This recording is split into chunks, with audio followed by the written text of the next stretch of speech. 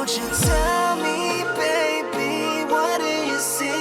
Belakangan ini permintaan pasar sama HP-HP dengan durability tingkat tinggi makin meledak di pasaran, dan Vivo menjawab permintaan itu lewat Vivo Y29. Ini HP yang sangat impresif di kelasnya. Coba lihat, dengan desain secakep ini, tapi punya baterai jumbo 6500 mAh, body dengan IP69 dan military certification plus layar flagship shot. Jadi meskipun dilempar sejauh 5 meter kayak gini, atau dicemplungin ke air begini,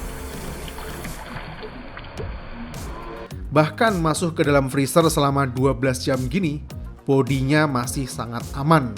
Dan yang paling mengagumkan dan extraordinary banget, baterai 6500 mAh-nya ini bisa tahan sampai 3 hari non-stop. Lose this feeling.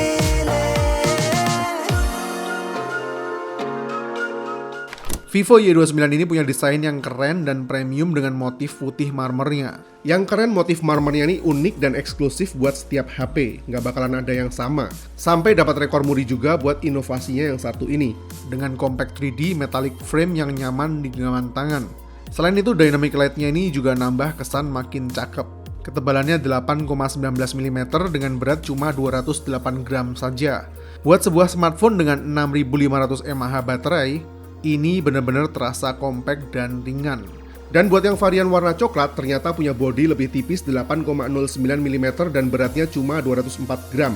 Karena di Vivo Y29 ini baterainya udah pakai graphite anode materials, teknologi yang biasanya dipakai di HP flagship buat efisiensi, makanya bisa tetap tipis dan ringan begini.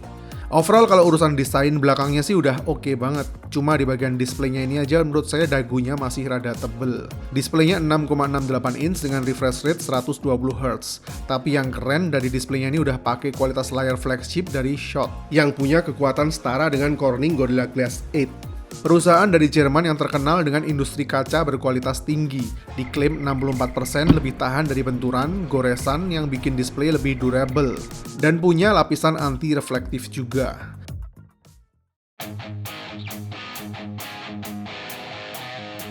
Jadi jangan heran kalau Vivo Y29 ini bodinya tahan banting meskipun dilempar dari jarak 5 meter kayak gini. Bahkan dilempar ke tanah dari ketinggian seperti ini.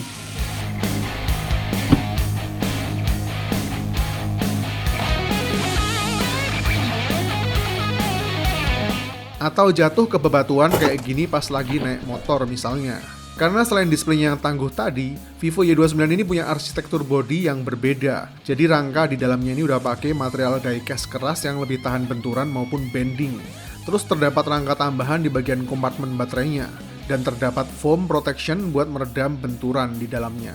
Dengan sertifikasi SGS 5 Star Overall Unit Drop Resistance dan Military Grade Certification. Jadi rangka dan dalemannya ya bro yang tangguh, bukan bodi kulit luarnya ini. Kalau ini sih masih tetap bisa lecet kalau kena benturan. Jadi saran saya tetap dikasih soft case bawaan aja biar lebih optimal. Selain rak body, Vivo Y29 ini juga tahan sama air dan temperatur.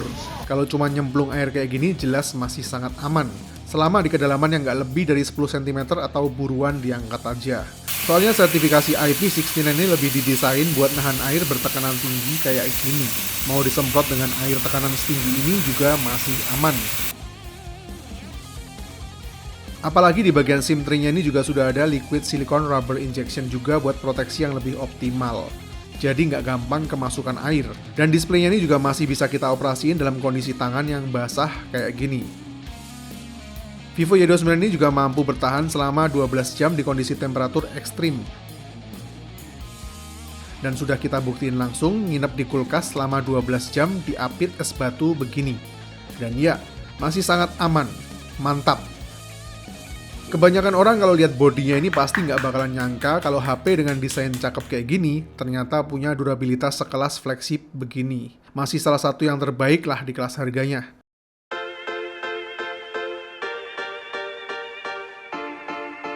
Dan baterai 6500 mAh-nya ini asli gacor banget. Dari hasil PC Mark baterai testnya aja udah mengejutkan, karena bisa dapat angka sampai 25 jam. Gila sih. Ini kayaknya termasuk salah satu hasil baterai tes paling awet yang pernah kita coba sejauh ini buat smartphone. Dan setelah kita tes juga buat daily use, ternyata memang beneran gila dan sangat awet baterainya. Buat pantengin dan slide-slide TikTok selama 30 menit baterainya cuma berkurang 2% aja. Parah, makin adiktif dan pantengin layar terus. Karena klaimnya di posisi full charge bahkan bisa TikTokan 19 jam non-stop. Makan dah tuh durability. Buat nonton YouTube selama sejam baterainya cuma berkurang 4% aja. Dengan durasi non-stop sampai 40 jam. Mantap. Dan kita tes juga buat main Mobile Legends selama 30 menitan baterainya juga cuma berkurang 5% aja dengan durasi nonstop sampai 7 jam. Dengan settingan grafis 90 fps. Mantapnya masih bisa dapat average fps di 69 fps dengan fps tertinggi mencapai 89 fps. Temperaturnya juga masih adem maksimal di 41 derajat Celcius saja. Kita tes PUBG Mobile selama 30 menitan, baterainya juga cuma berkurang 5% aja. Grafis di settingan Smooth Ultra, masih bisa dapat rata-rata FPS di 40 FPS, dengan FPS tertinggi di 41 FPS. Jadi tergolong sangat stabil performanya. Temperatur maksimal juga masih hangat-hangat aja di 41 derajat.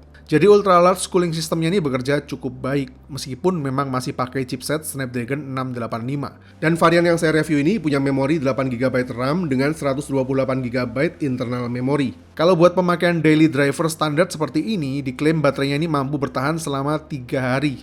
Mantap nggak tuh? Jadi kalau cuma dipakai buat chat WA, main IG, atau scrolling Shopee seharian, sampai live streaming, udah jelas baterainya ini awet banget, aman.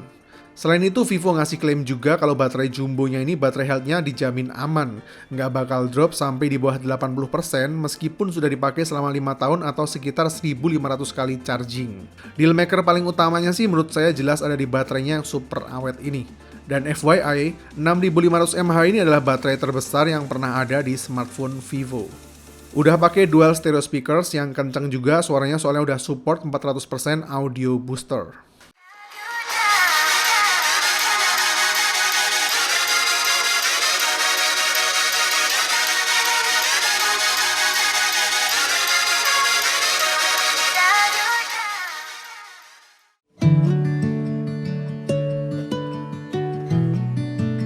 Dari segi kameranya, Vivo ini punya setup 50MP main camera, 2MP bokeh camera, dan 8MP front camera. Main kameranya ini seperti ciri khas Vivo pada umumnya, di kondisi pencahayaan yang aman, punya detail yang tajam, dan warna yang vivid. Jadi enak dipandang mata dan cocok buat upload langsung ke sosmed. Selain itu, Vivo Y29 ini juga punya fitur live photo juga. Jadi lebih fleksibel aja buat track back momen dan pilih-pilih foto terbaik setelah jepret sana-sini. Karena bisa ambil gambar beberapa detik sebelum dan sesudah capture. Selain itu juga ada 2 kali zoom di main kameranya ini. Tapi karena memang ini digital zoom, ya resolusinya nggak bakal setajam default main kameranya.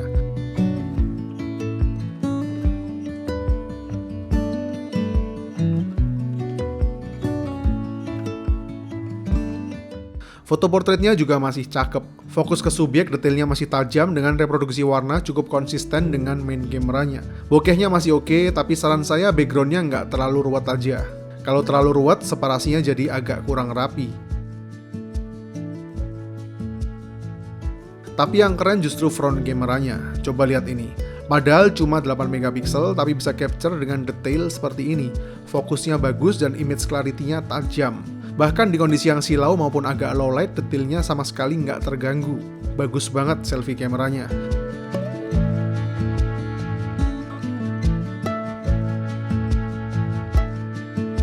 Buat kondisi backlight juga seperti biasa, Vivo masih cukup handal HDR-nya. Dengan sinar matahari sesilau ini, tapi detail ke subjek maupun background-nya masih mampu di-capture dengan cukup baik. Begitu juga dengan selfie kameranya yang masih cukup handal dalam handle backlight. Di kondisi low light menjelang malam seperti ini, saran saya lebih afdol kalau pakai night mode-nya saja. Coba lihat diferensiasinya saat menggunakan default main camera dengan mode malamnya ini.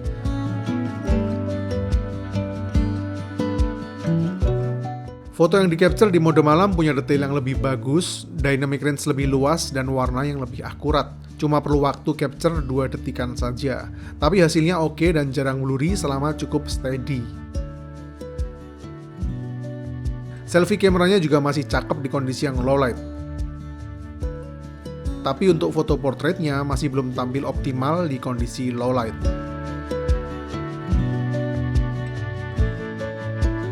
Video recordingnya maksimal perekaman ada di 1080p 30 fps dengan kualitas yang menurut saya biasa-biasa aja, dengan kestabilan yang masih kurang begitu smooth. Jadi lebih asik kalau dipakai buat static shot semacam ini.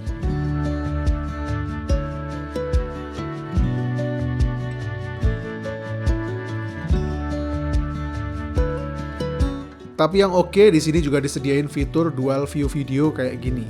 Jadi lebih asik kalau buat yang suka vlogging atau bikin dokumentasi traveling.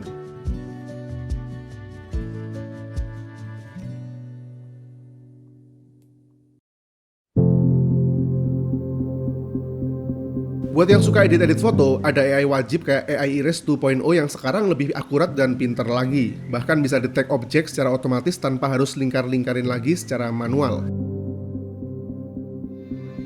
Dan AI Photo Enhance juga ada di Vivo Y29 ini. Aman.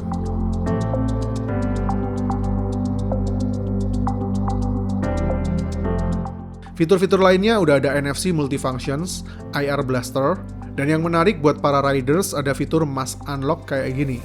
Jadi tetap bisa unlock screen meskipun udah pakai masker.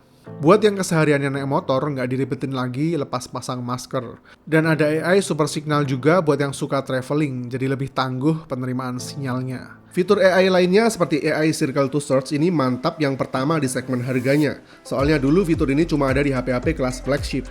Terus yang keren lagi di bar sini ada pilihan buat search lagu. Mirip-mirip lah kayak Shazam gitu.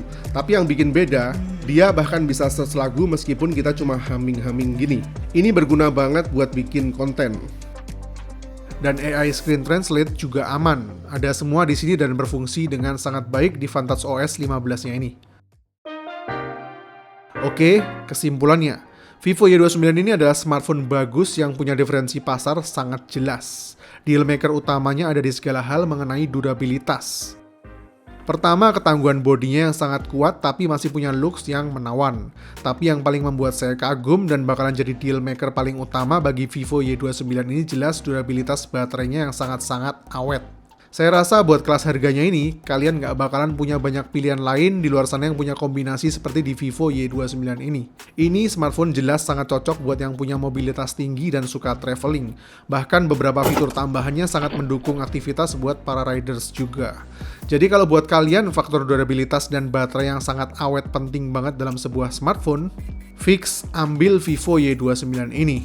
Dijamin puas. Saya Vian, see you in the next videos.